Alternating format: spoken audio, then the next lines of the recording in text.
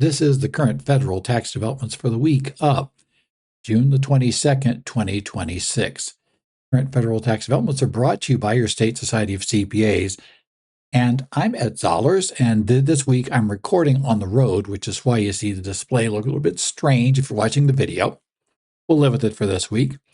I'm talking to you from, of all places, Atlantic City, New Jersey. I just finished up the New Jersey Society of CPAs conference. Did a couple of updates there. So finishing up, going to be flying back to Phoenix tomorrow, and I'm looking to get this recorded here today before I leave town.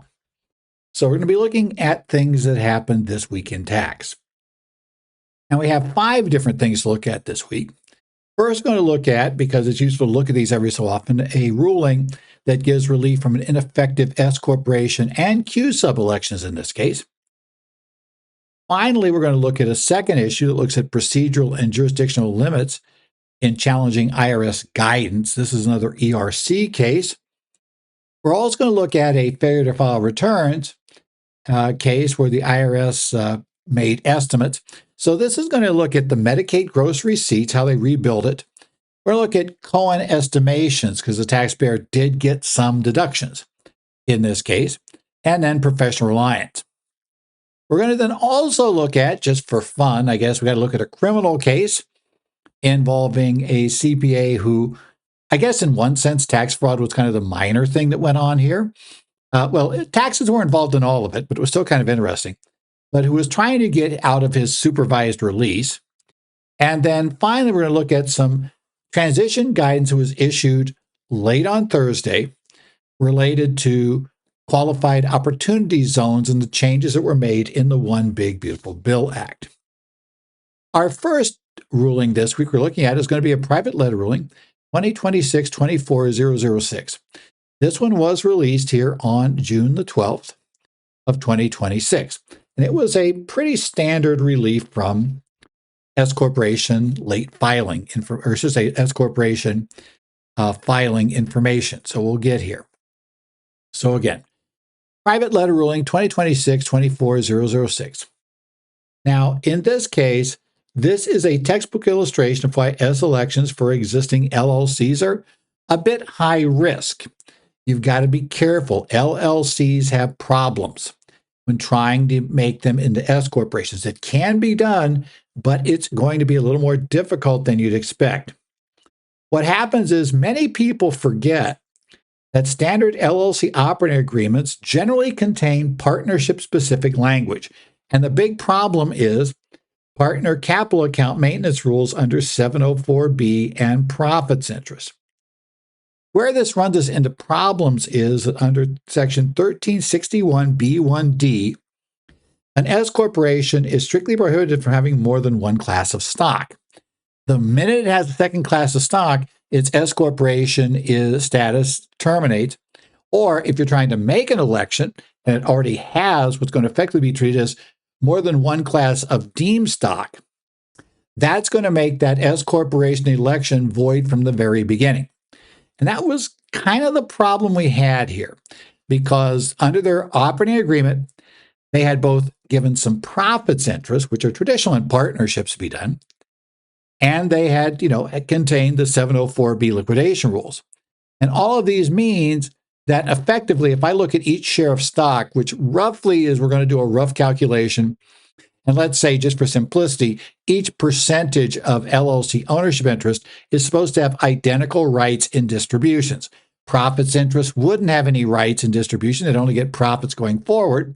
And generally, if you have the 704B capital account information in there, you set up the possibility that distributions will not be pro rata. It doesn't matter you never had a non-pro rata distribution. That's irrelevant. The question is, could you have one? And as soon as we get to the possibility of having one, you have a C corporation. Or in this case, because they were attempting to elect, more likely they would have had a partnership. And again, they didn't want either a C corp or a partnership, so this wasn't going to be good news either way. So in this case, once and this was discovered the way a lot of these get discovered. Somebody came in, wanted to buy the entity. did their due diligence and said, you guys got this all fouled up. We don't know what should have been filed. Are there years of penalties for failure to properly file a partnership return? Are there years of penalties for unfiled C Corp? We're not going to decide this one. Go fix it. One rule I tell everybody is public companies do not generally take on messes they didn't create. They're not going to take the possibility of liability down the line for a mess they weren't involved with. So when this happens, the S corporation invariably is told, you've got to go get blessings from the IRS. And blessings are usually given, but they cost. There's a charge for filing for a private letter ruling request, right? It changes every year because the IRS sets the fees, but it's not like a $10 fee. We're talking about a 5-figure fee of having to pay to get this done. So it's not necessarily a good thing. So on date 5, this is a PLR, so we get these filled that way. The thing that wanted to be an S corporation, amended its operating agreement to align with the S corporation's single class of stock rules and canceled outstanding profits interest.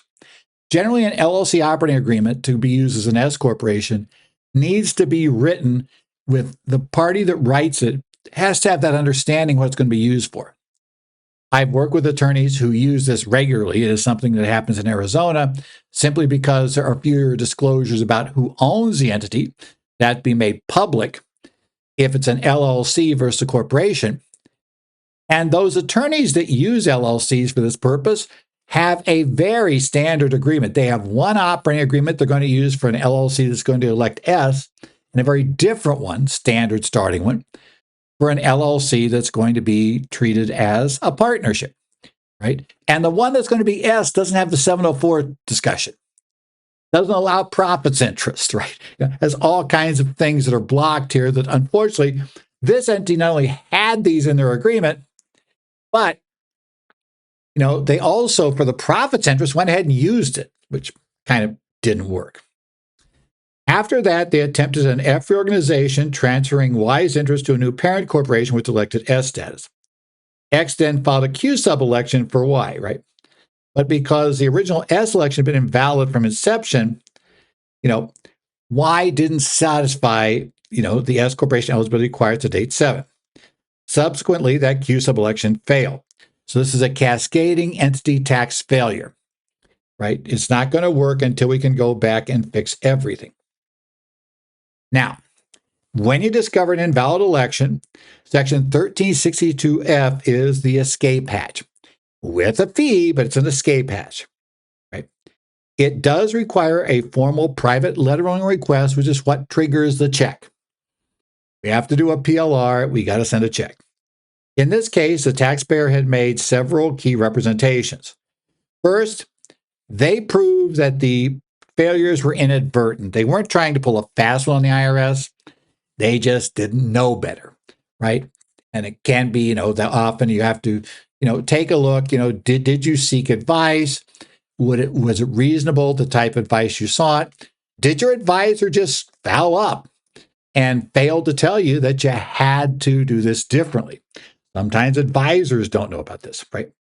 They also have to show, regardless, though, there was no tax avoidance motive. Now, you get a little interested about the profits interest at that point because, we usually get profits interest. Part of what's going to happen here is because quite often the ones coming in don't want to pay tax right away on the interest they got. But the IRS was okay with that. They didn't get too bad there. Then they verified that all historical tax returns were filed consistently as if the elections were valid. So they filed as S, and presumably, they basically got pro rata shares of income. That wouldn't be it. That wouldn't be a problem. And finally, all shareholders agreed to accept any retroactive adjustments the IRS might impose. And this consistency in filing is crucial. If you filed some years as a partnership, some years as an S corp, this is probably not working. Just going to say how it goes. That's why it'd be a real problem if somebody noticed the issue and then decided, well, we'll just go ahead and file as if we were an S corp because that's or a C corp because that's what we should have done. No, you have to be a little careful here. So now let's look at the technical statutory framework here, right?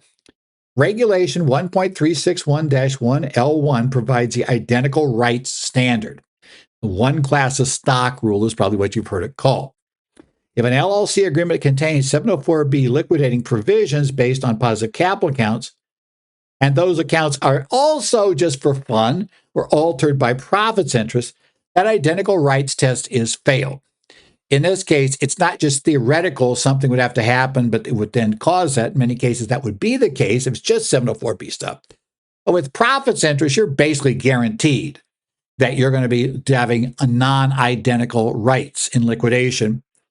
So, true, it hadn't happened yet, but clearly it would. If we liquidated, it would happen. Now, under Section 11362F, get the right thing in there, the IRS had broad discretion to treat the corporation as an S corporation or QSub during the period of ineffectiveness, provided the taxpayer took curative steps undertaken immediately, and the ineffectiveness is deemed inadvertent. So essentially, the IRS did that. So the taxpayer established the election ineffectiveness was inadvertent, and reasonable steps were taken to cure the deficiency. Hey, gang, everything's fine. So because of this, the IRS ruled in favor of the taxpayer on both counts. Y, or one company, was treated as an S corporation from date 4 to date 7, and a QSub from date 7 to date 8. The F reorganization and subsequent sale were saved, but you got to think about the transaction costs involved here, the delay, PLR user fees incurred. Quite often, if the other party is probably bringing in a larger accounting firm to do that due diligence, and probably is going to insist that that accounting firm manage the PLR process. So what's going to happen is, we're not going to let the guy that fouled up and never noticed that he was filing something that never had a valid S election to begin with, and that they would argue should have figured that out the way they did. They just looked at the operating agreement. They looked at what interest had been issued and says this thing's not an S corp. Right? Should have noticed. And of course, the problem with that is that, large and national and international firms charge the fees of large international and national firms. And those usually are substantially in excess of what, the local CPA firm or the local EA was charging. But your client's going to presume that you're paying for that. In fact, and probably the courts in your state will tell you you're paying for that. So that's kind of a problem there, right? But you have to do it to clear this out. They're not going to go ahead with the buy. So the takeaway for your practice is pretty clear. Before making an S election for any client operating as LLC, you got to scrub the operating agreement. You got to do the same thing if you take over a client who's an LLC operating as an S corp. You need to do the work the due diligence team was going to do. You want to make sure that nobody can argue you should have known this wasn't an S corp, because then you just inherited the problem, right? You want to make sure that you're not taking over somebody else's problem in the same way that public company is trying to make sure they don't take over somebody else's problem. This is how they work, right? Make sure there's no partnership tax language in the agreement.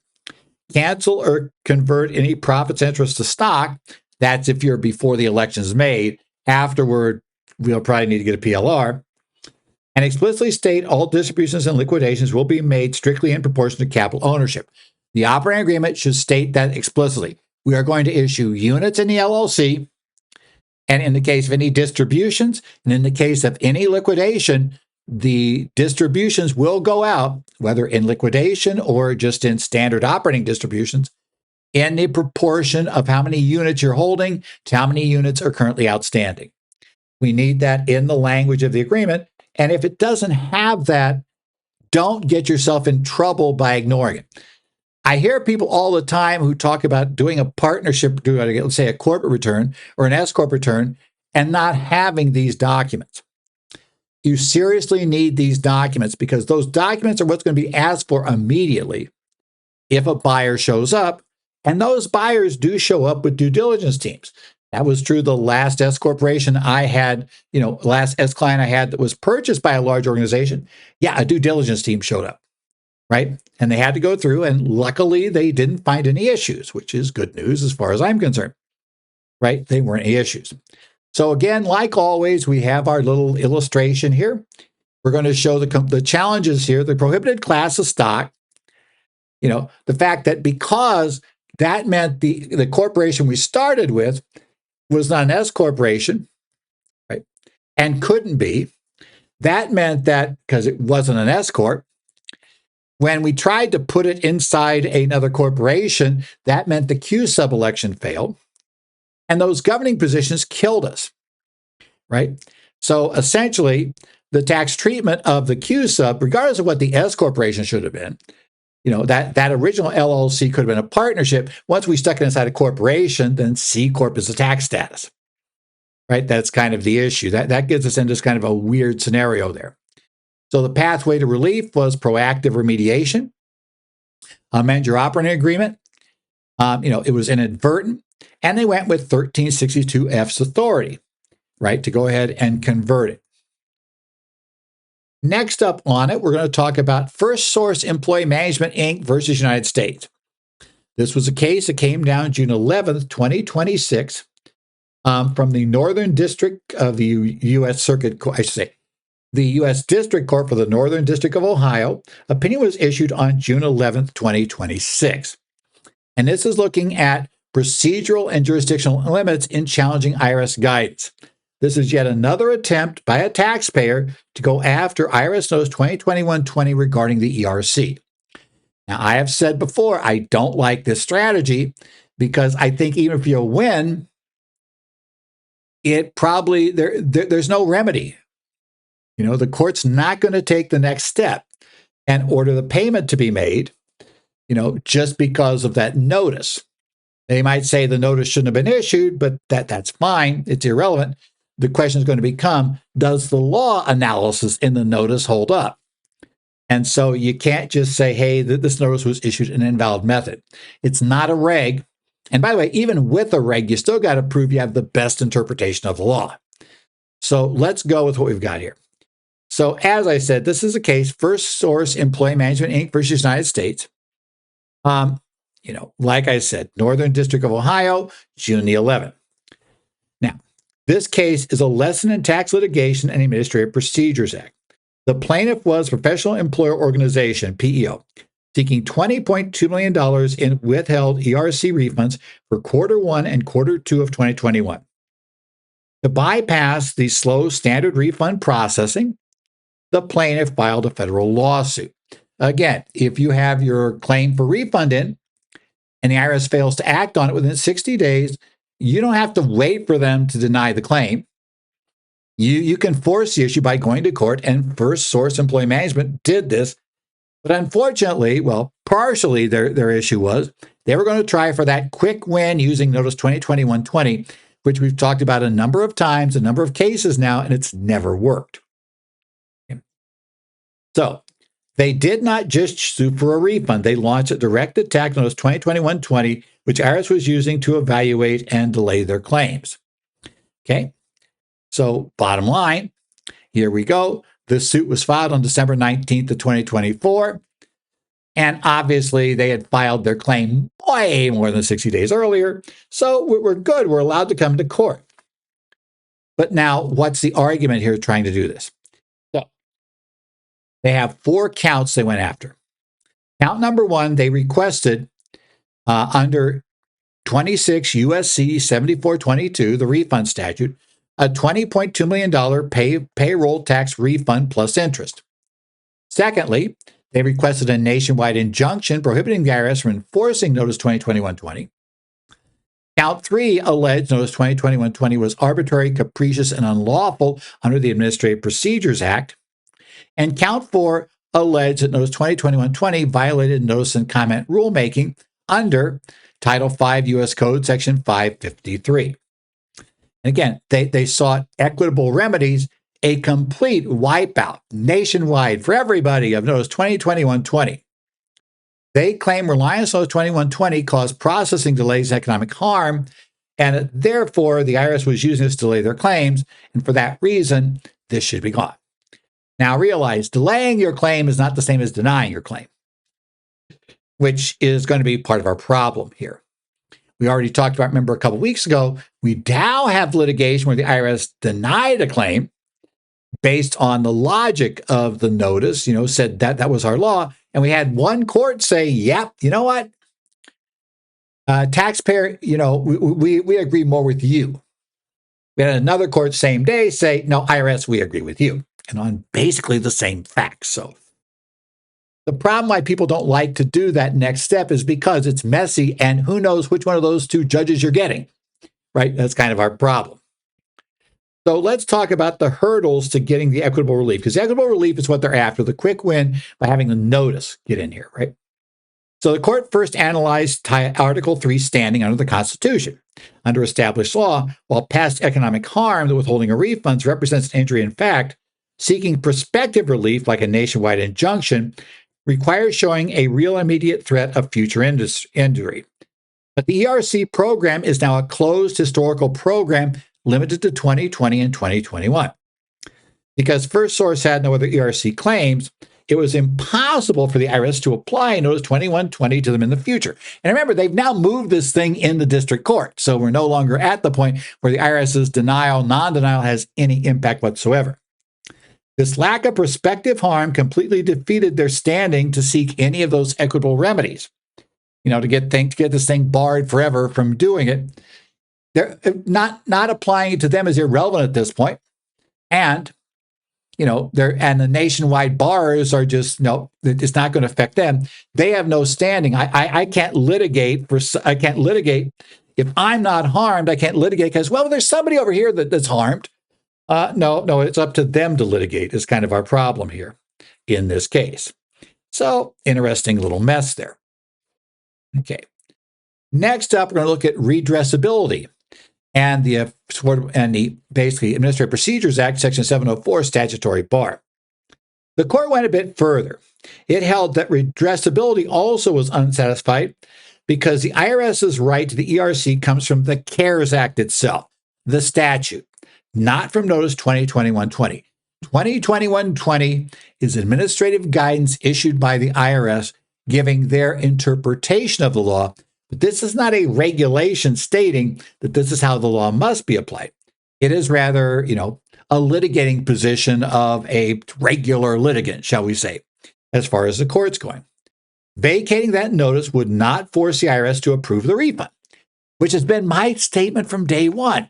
Even if you win here, and even if somehow they said that notice is invalid, you still got to go back to the CARES Act, the statute, and you got to tell me why. That's under Loper-Bright, the perfect interpretation of the law. And that's not what we tend to see in any of these cases, because that's going to be a much tougher issue. Reality was what this taxpayer really should have done, arguably, instead of going for the home run. I mean, realize you try for anything. But arguably, this entire case ultimately will depend on whether they can carry their argument that their shutdown, likely a partial shutdown due to government orders, which may not have been directly aimed at them. If they can argue that that was the appropriate way to view it and that under the appropriate reading of the statute, they should qualify under their facts, that's how they'll win the case. But unfortunately, just getting rid of Notice 2021-20 is an irrelevant sideshow, is essentially what the court decided. Under APA 704, judicial review agency action is barred if there is another adequate remedy in court. Another disaster for them. And I've said since day one, I remember like a year ago in a tax update session, we were having a discussion. I was actually attending the session, and the issue became very simple. It's like, what can you do? What happens if the IRS doesn't act? And the answer is, well, you technically have recourse. You can go to court. Yeah, but it won't make sense financially. I said, I didn't say it was reasonable. I didn't say it was a reasonable choice.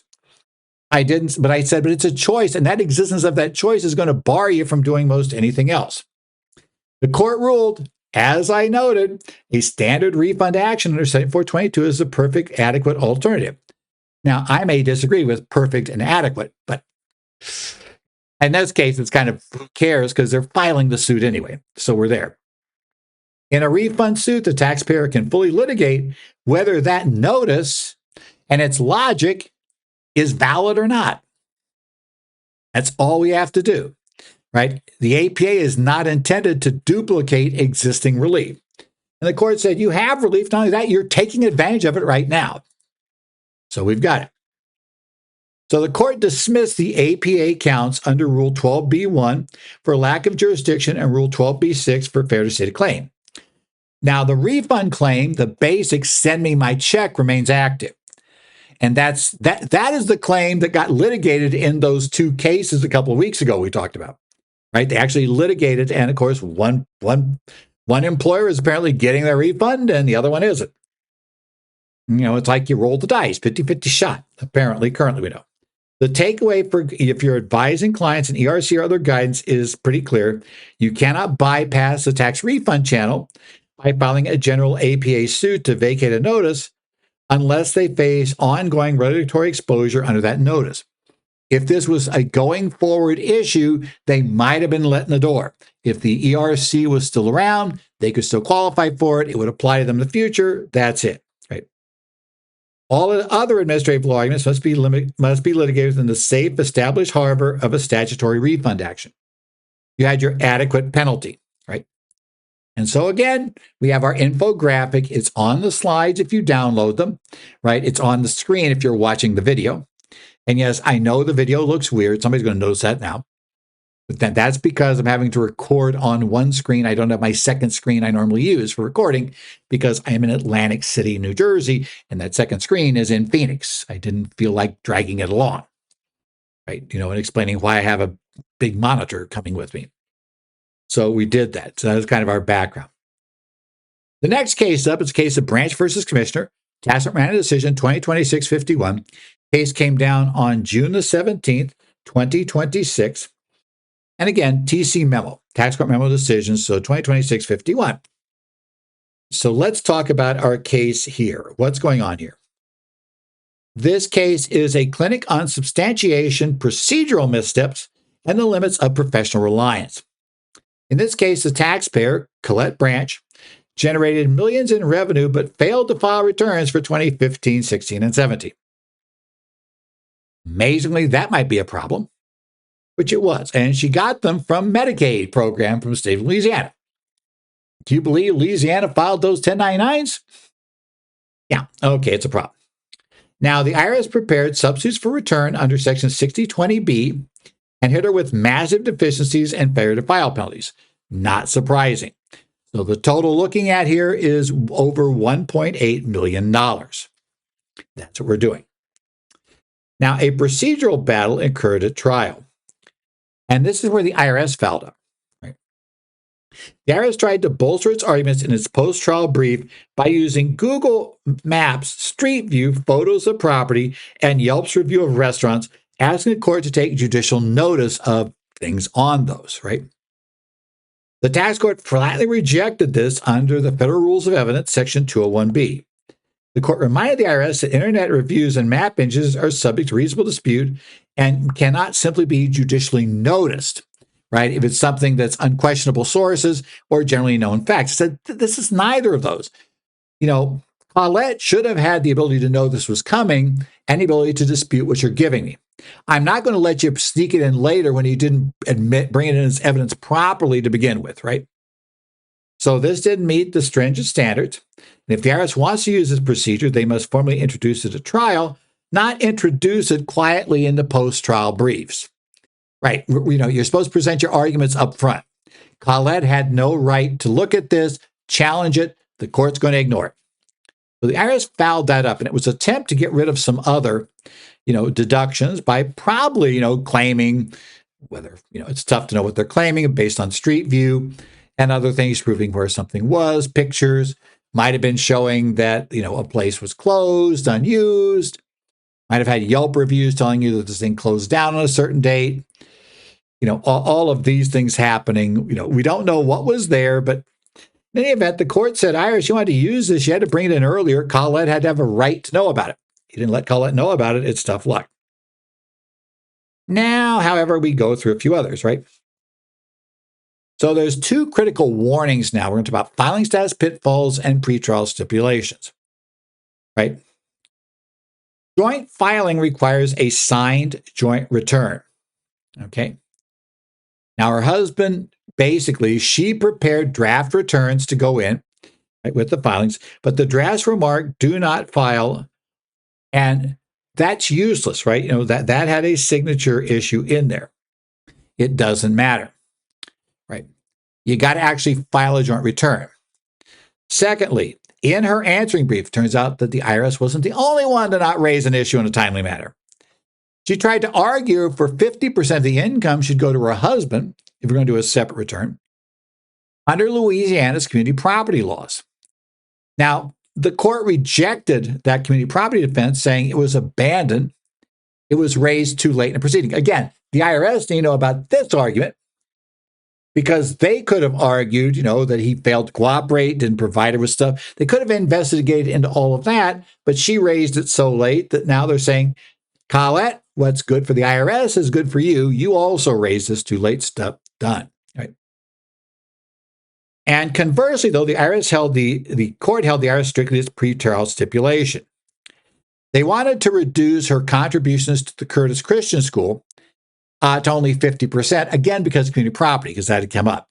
They said, nope, you're not allowed to walk back that concession. You'd already conceded it to force 50% community property limits. The fact that she just mentioned it, had she mentioned it timely, the IRS would have probably raised this too. But it's like, but no, but both you guys, you wanted to raise, either one of you could have said community property. It's not exactly some sort of unknown fact that Louisiana is a community property state. Hopefully, especially the attorneys with the IRS were aware of that. So, you should have raised this issue earlier. You didn't. So tough luck. Now let's go on and let's take a look at this. Essentially, we're going to be talking about in this case, are ordinary and necessary expenses and strict substantiation. So we're going to bring up the wonderful Cohan case and Cohan rules. Okay. Now, under Section 162A, you can have ordinary and necessary business expenses. Now, the court looked at some of her stuff and decided, right? Can you, can't you? Right? Why are you going to be able to do that? Right. Now, some personal care, you can't deduct personal care items, food and clothing, but because she was running, a home, right, for Medicaid, kind of, a long-term care home for Medicaid patients, they're saying, well, she's going to need food and clothing for the people in there. So that kind of purchases, even though they're on, the receipts we're seeing, and, no, it's reasonable. She has to have that because she has to provide that per the terms of her agreements with the state, right? And also, she didn't have perfect records, but they could use it based on if they have a reasonable ability to do so under the Cohan rule, which was a case from, George M. Cohan versus Commissioner, the Second Circuit case from back in the 30s.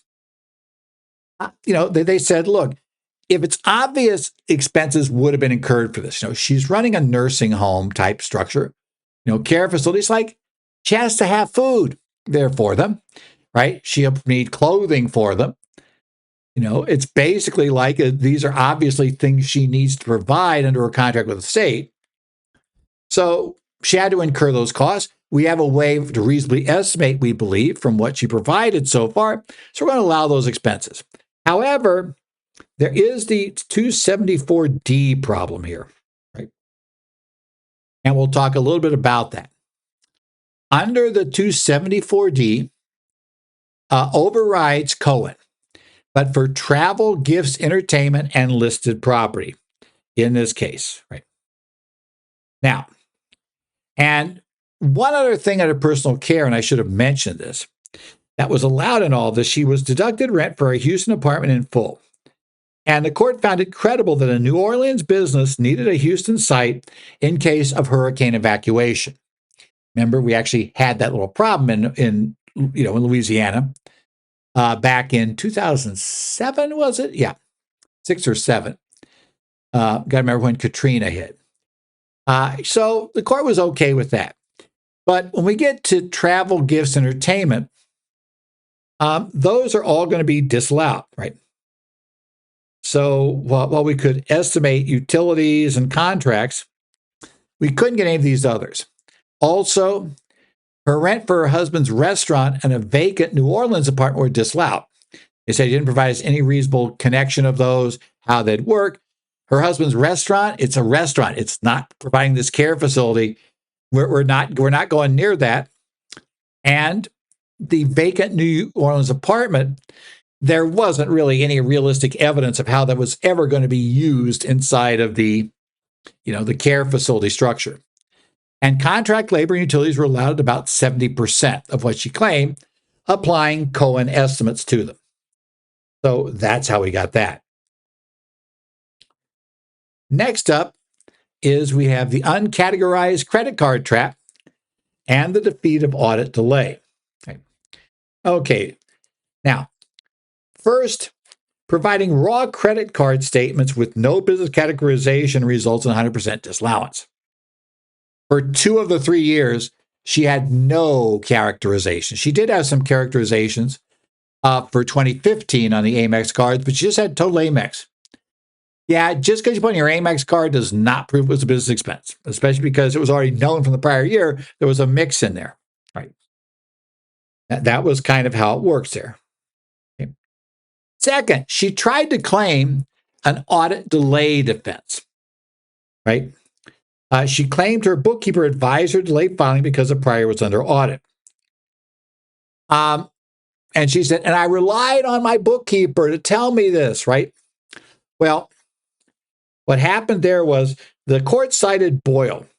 That was a Supreme Court case that stated that taxpayers must timely file return using the best information and amend later. And it's presumably everybody knows they're supposed to pay taxes. And everybody knows they're due by April 15th, right? Or on extension, October 15th. And just ignoring them because you're under audit, the court said, we're not about to grant everybody in the U.S., the minute they have an audit, the right to stop filing returns. That's not how it works. That's going to go. And third, statements basically FSR, the substitute for returns, do not count as return for the prior estimated tax safe harbor. You don't have one. And that was the third problem that she had under her case. So, not a good day for Colette generally, but we're there. So some reminders of key aspects of this are on the infographic. Remember, Cohan estimation can work if you have a reasonable estimate, but you've got the 274D problems. So travel, vehicles, all that sort of stuff. Yeah, that has to have substantiation with strict logs. Credit card, need records besides simply I put down my American Express. That's not going to make it work. And finally, please remember whether things are ordinary or personal. Generally, ordinary and necessary business cost, clothing for her clients, various other things. Certain things were done. Client meals were good. Even though they appeared personal, she had to provide those. She had to provide the clothing for the clients, some special ones for the presentation. So they allowed those, which was kind of nice of them, honestly. Unreported receipts and deficiencies, she did not challenge the receipts. So she agreed that she had received well over $6.5 million each year, or well, in one case, barely over, but still over $6.5 million every year and nearly $6,800,000 in 1 year. And audit delays are never reasonable cause, right? The fact you're under audit does not mean you can stop filing returns. The IRS can't walk back resolved issues if it prejudices taxpayer. And you can't invoke new things for the first time. In this late claim in answering briefs, I mean, that's it. Her community property claim was simply raised too late.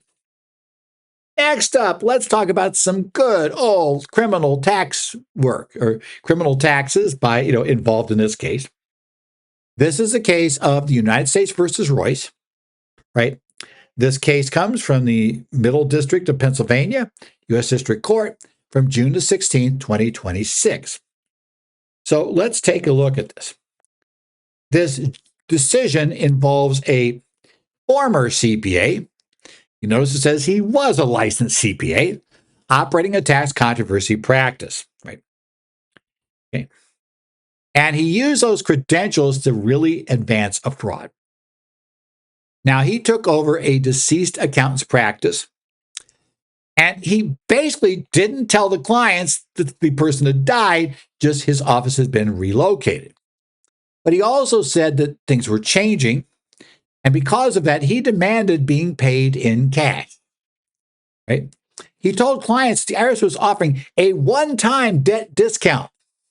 You can get your money today. Isn't this wonderful? He'll do it. He instructed clients to write checks directly to him personally, totaling $187,522. At least some didn't have that lying around in cash.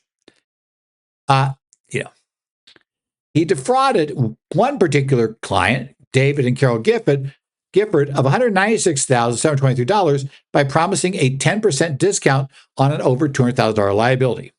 I altered e-filed returns to generate refunds and divert them to his own business account. So, clients are told they owe this big money. He prepares returns claiming refunds. He pockets the refund, and he pockets the money the client gave him. What a deal, right? And then he also deducted $110,000 in unauthorized preparer fees from other clients' refunds. Nice guy.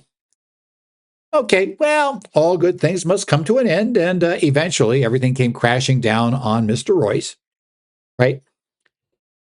In this case, the scheme unraveled when banks sent refund disbursement details directly to taxpayers. Refunds they'd never seen, had no idea what they were. What does this mean? I got a refund. No, I gave that guy 200 grand. No, refunds have been issued. So you can imagine this isn't good, right? So IRS CID comes in, right? The guys with the guns. Now, 6 days after he was notified he was being probed for this fraud, he returned $110,306 to the IRS, and he falsely claimed theft of his electronic filing number. Okay. All of these sorts of things came in. And then he and his wife went on and purchased a $518,000 home in Orlando, Florida, using the stolen funds. Remember, he only gave back $110,000. Shortly after this, his wife filed for divorce, the purpose being to get the house transferred to her in her name, not in the name of Mr. Royce, right? So, basically the IRS then, and the courts could try to take that back from him. And then quietly and secretly, they remarried within a year, okay? Now, the intended loss of the tax and mail fraud scheme was calculated at $454,053. Mr. Royce pled guilty and was sentenced in January of 2023 to 46 months in prison and 3 years of supervised release. Okay. Now, the catch was we weren't done with Mr. Royce and what he was up to. I mean, if why give up when you're losing? So he did. He became to be what would be known as the malingering defense, right? He asserted he didn't understand why he was in court or the charges, right?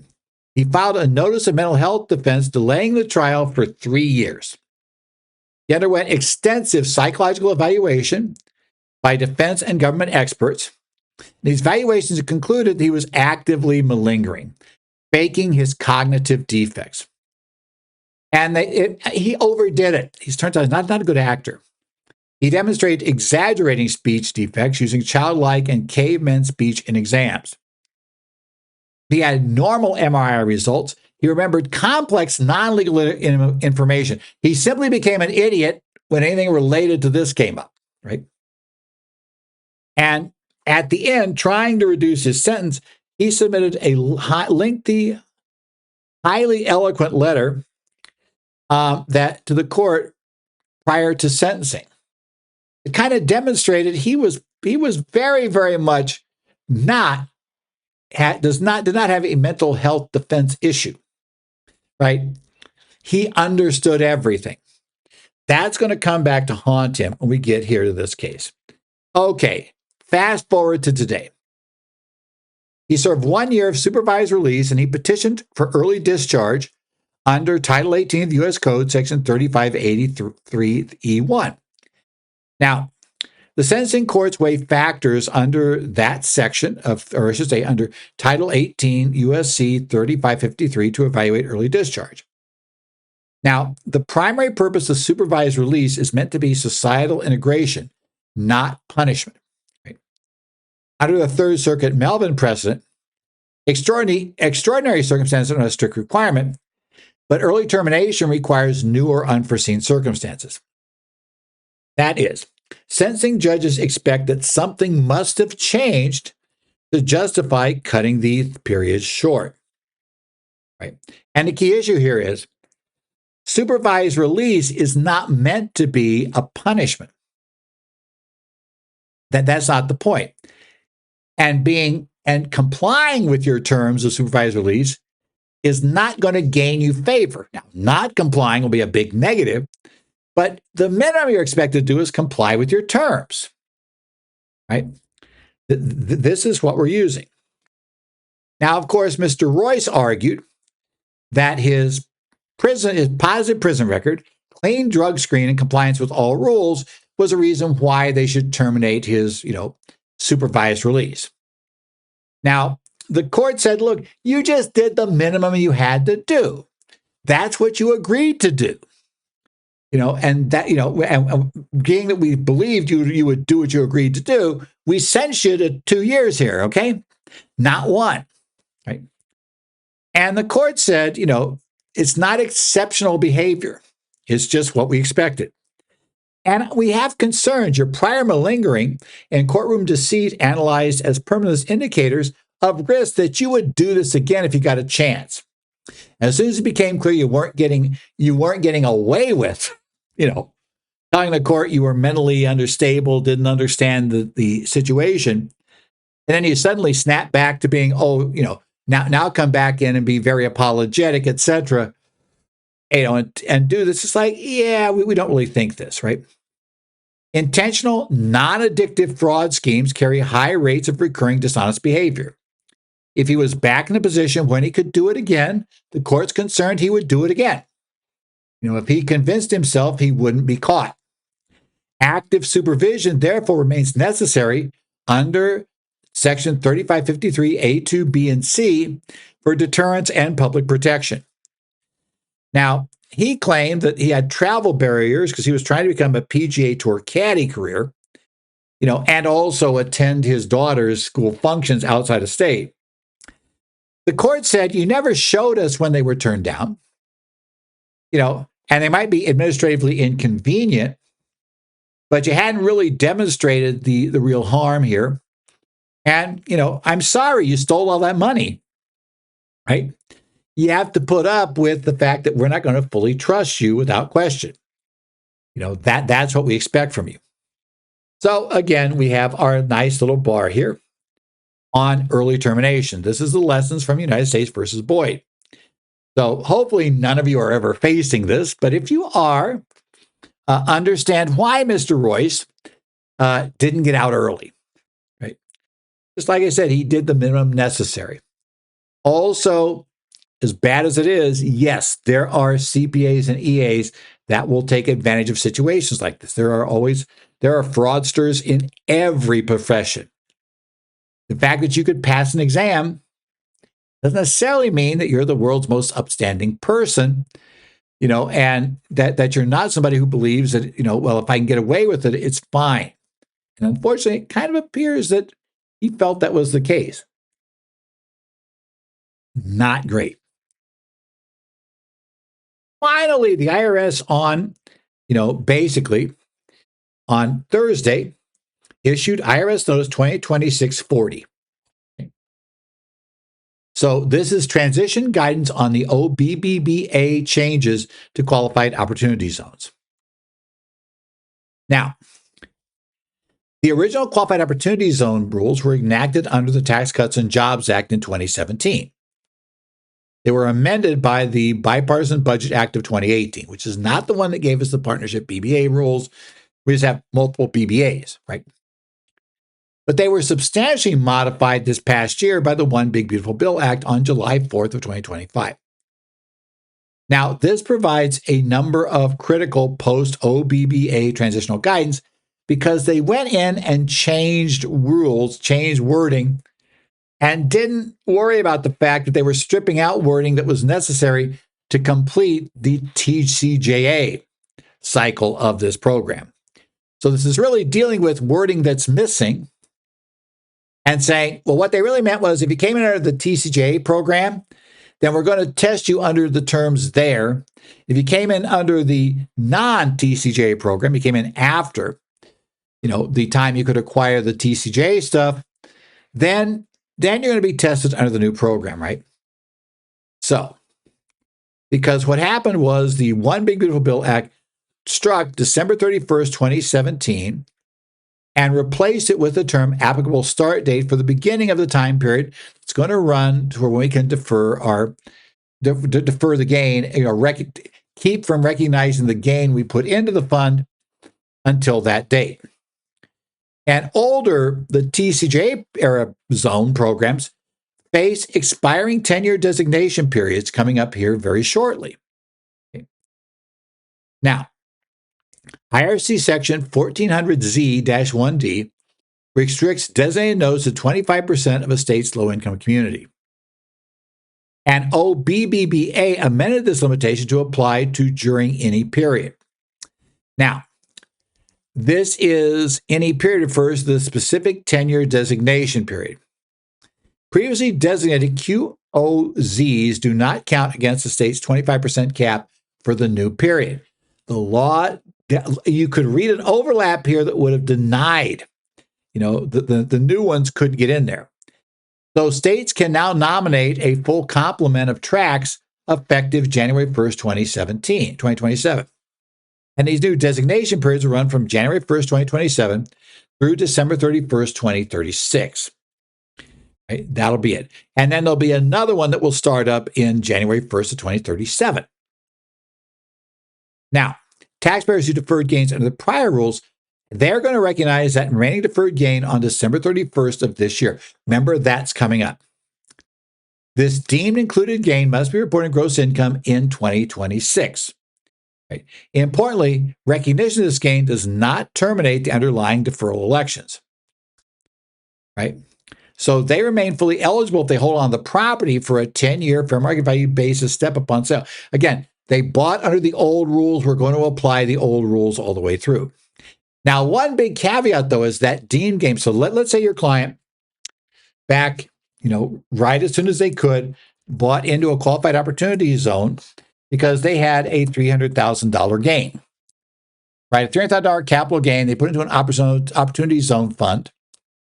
And, they have that. They're now going to recognize, 70%? I think is what we got this year. I had to go back and remember that. They're going to recognize a portion of that gain this year, right? The amount they didn't get the basis increases for. Well, the problem is, of course, that gain, that's a capital gain. Can't I, within 180 days, put that gain into a new investment and defer it? The answer is no, right? Gain realized in 2026, but invested post-2026, in that case, enjoy a new shifted 5-year inclusion date, those new gains. So that's going to be, remember, the rules change. There's no longer going to be a fixed date. You're going to recognize the gain 5 years from the day in which you invest in the fund under this rule. So property bought after December 1st, 2026 in older zones is disqualified under the general rule. Right? There is one exception. Working capital plans adopted on or before December 1st, 2026 are fine. Working capital plans must meet a 10% receipt, 5% expenditure metrics by December 31st, 2026. And then number 2, ordinary course replacement or modernization of existing building property. Replacements are allowed if necessary to continue the current trade or business operations. We're going to basically upgrade that property.